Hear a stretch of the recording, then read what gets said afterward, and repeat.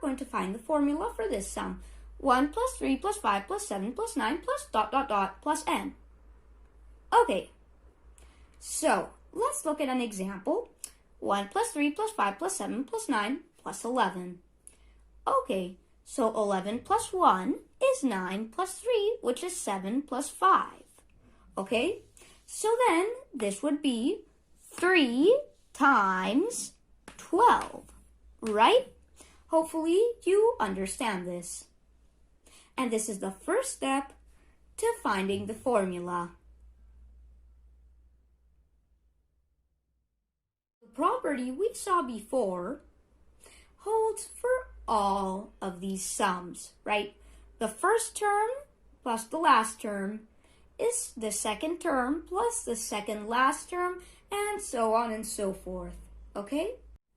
Okay, so this is the same thing as the number of pairs, let's call it m, times the value of each pair, which is just n plus 1, right? Right? Okay, and now, what is the number of pairs? The number of pairs is going to be the number of terms divided by 2, right? Okay, so the number of pairs is just the number of terms over 2. Hopefully this all makes sense. Okay, and how can we express t, the number of terms, in terms of n? Okay, so this is the last thing we have to do to find the formula. Express t in terms of n, and this is how. Okay, so notice something. Here the number of terms is 5, right? 1, 2, 3, 4, 5, right? Here n is 9.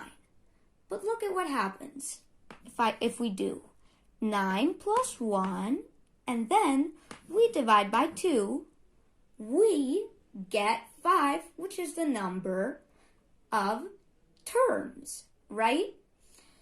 So we are going to look at another example so that you get this better. Okay, so if it's just 1 plus 3 plus 5 plus 7, okay, then the number of terms is 4, right? Okay, so now we do 7 plus 1, which is 8, right? And now we divide by 2, and we get 4, which is the number of terms. And you can verify this yourself, okay? So that means, in general, that the number of terms t is just equal to n plus 1 over 2. The last thing we have to do is replace t with its value, n plus 1 over 2.